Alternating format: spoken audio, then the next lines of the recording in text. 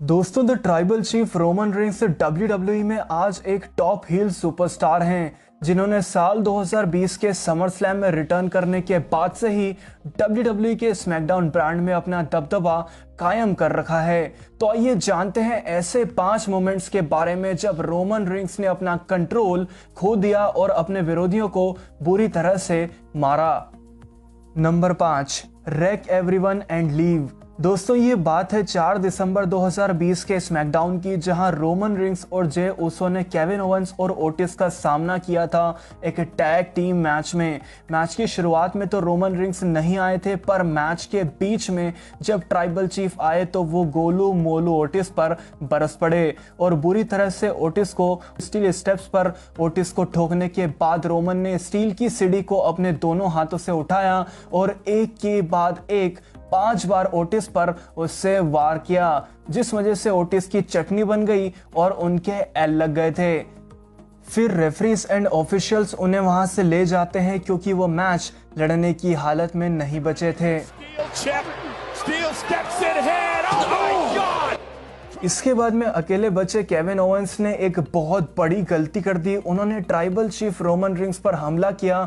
फिर जे उसो को स्टनर मारकर जैसे ही कवर किया, वैसे ही गुस्से में आग बबूला हुए रोमन रिंग्स रिंग में आते हैं और केविन ओवेंस को गियोटिन लॉक दे देते हैं। यहाँ डिस्क्वालिफिकेशन से भले ही केविन ओवेंस की टीम जीत गई थी, पर ओटिस की तरह ही केविन ओवेंस को भी दर्द झेलना बाकी था। फिर जे उसो से रिंग में स्टील चेयर मंगवाकर ट्राइबल चीफ ने स्टील चेयर से केविन ओवेंस पर अपना कहर बरसाना शुरू कर दिया और एक बाजे की तरह ओवेंस को दे दनादन बजाया जाता है।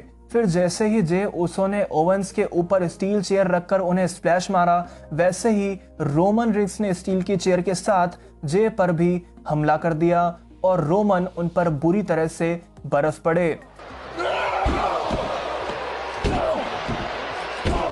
इस तरह से ओटिस और केविन ओवेंस के साथ साथ जे उसो को भी रोमन ने लपेट लिया था। Number 4, attacking triple H twice. दोस्तों the game triple H WWE में रोमन रिंग्स के सबसे बड़े विरोधियों में से एक रहे हैं। साल 2015 के TLC पेपर व्यू में जब रोमन रिंग्स और शेमस के बीच WWE वर्ल्ड हेवीवेट चैंपियनशिप के लिए TLC मैच हुआ था, तो अंत में रोमन लीग ऑफ नेशंस की टीम के इंटरप्ट करने की वजह से मैच हार गए थे। इसके बाद में रोमन अपना कंट्रोल खो देते हैं और जीत का जश्न बनाते हुए शेमस, एल्बर्टो डेल रियो और रूसेव पर खतरनाक हमला करके इन तीनों को रौंद कर रख देते हैं। जैसे ही ट्रिपल एच शेमस को बचाने के लिए रिंग में आते हैं, वैसे ही सटके हुए बिग डॉग द गेम पर भी बरस पड़ते हैं। इस तरह से ट्रिपल एच भी रोमन रिंग्स की चपेट में आ गए। कई सारी स्टील चेयर्स और टेबल पर पावर बॉम्ब मारने के बाद रोमन ने अंत में द गेम को टेबल पर एल्बो मारा। बाद में जब ट्रिपल एच को उठाकर ले जाया जा रहा था, तब भी रोमन रिंग्स फिर से आकर उन्हें स्पीयर ठोक डालते हैं। इस हमले के बाद द गेम को स्ट्रेचर पर लेटाकर एम्बुलेंस की मदद से अस्पताल लेकर जाया जाता है। फिर मार्च 2016 के रॉ में एक बार फिर से ट्रिपल एच पर रोमन रिंग्स ने हमला किया था, जहां उन्होंने काफी समय के बाद अपनी वापसी की थी और वो बहुत गुस्से में थे।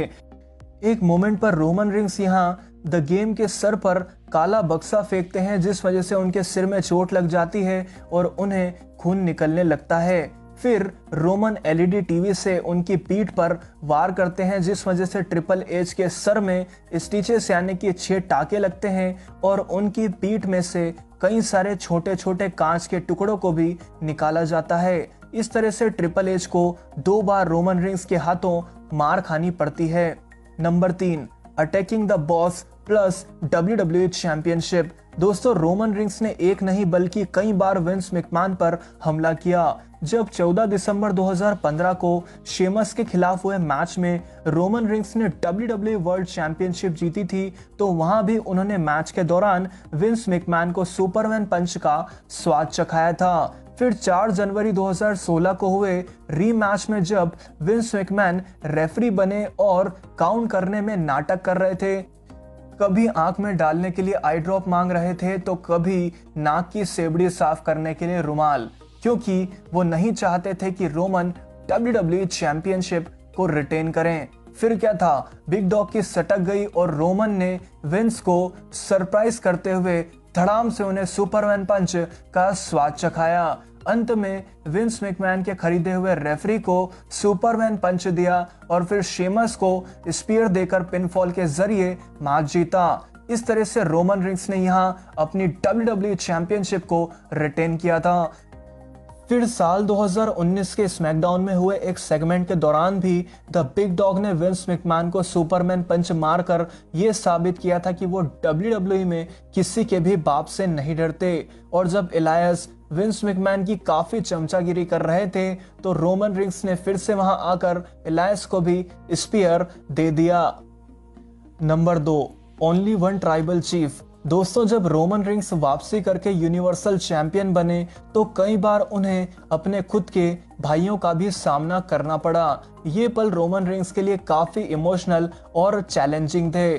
साल 2020 के हेल इन अ सेल पेपरव्यू में रोमन रिंग्स ने अपने ही भाई जे ओसो के खिलाफ हेल इन अ सेल के अंदर आई क्विट मैच लड़ा था, जो कि खुद ट्राइबल चीफ के लिए भी आसान नहीं रहा। दोनों ही रेसलर्स ने एक दूसरे को खूब मारा और मैच के अंत में ऐसे मौके भी आए जब लगा कि कहीं यह मैच रोमन के हाथों से चला ना जाए।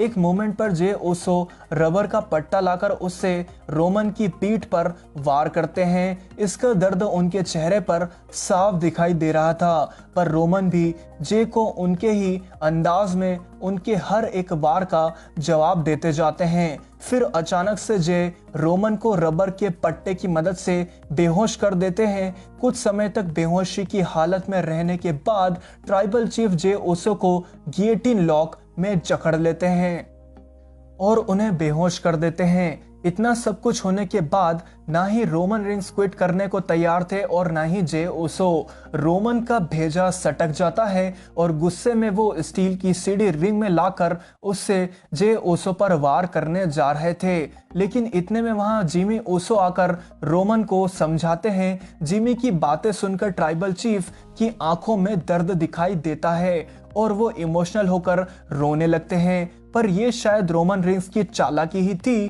कुछ ही समय के बाद उन्होंने पलटवार करते हुए जिमी को भी गियोटिन लॉक दे मारा। जिमी तड़पते हुए जे को उठाते हैं और ये सारा नजारा देखकर जे को आखिर में जिमी के लिए आई क्विट कहना ही पड़ता है। इस तरह से रोमन रिंग्स इस मैच में अपनी ताकत के साथ साथ अपनी चतुराई का भी बखूबी इस्तेमाल करते हैं और हर बार की तरह ट्राइबल चीफ की यहाँ जीत होती है।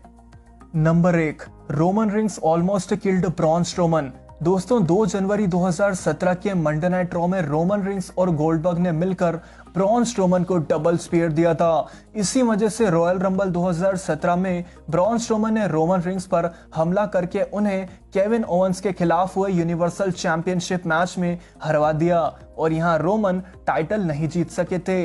ऐसे ही आगे भी ब्रॉन स्ट्रोमन रोमन रिंग्स को परेशान करते रहे और मैचेस हरवाते रहे।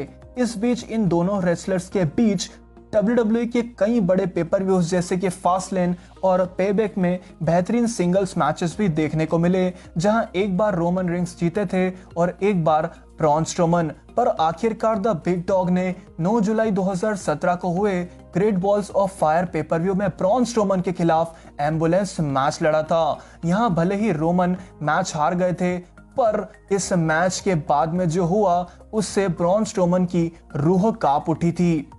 जैसे ही ब्रॉन स्ट्रोमन एक विजेता की तरह अपनी जीत का जश्न बना रहे थे, वैसे ही रोमन रिंग्स ने एम्बुलेंस का दरवाजा खोला और ब्रॉन स्ट्रोमन को एक तगड़ा स्पीयर दे मारा। फिर एम्बुलेंस के दरवाजे की मदद से रोमन रिंग्स ने ब्रॉन स्ट्रोमन पर कई सारे वार किए और उन्हें एम्बुलेंस के अंदर भर दिया और फिर एम्बुलेंस का दरवाजा लगाकर रोमन रिंग्स ने एम्बुलेंस के ड्राइवर को बाहर निकाला और वो खुद एम्बुलेंस के ड्राइवर बन गए। वो एम्बुलेंस को बैकस्टेज लेकर जाते हैं और वहां जाकर एक ट्रक में उसे ठोक डालते हैं।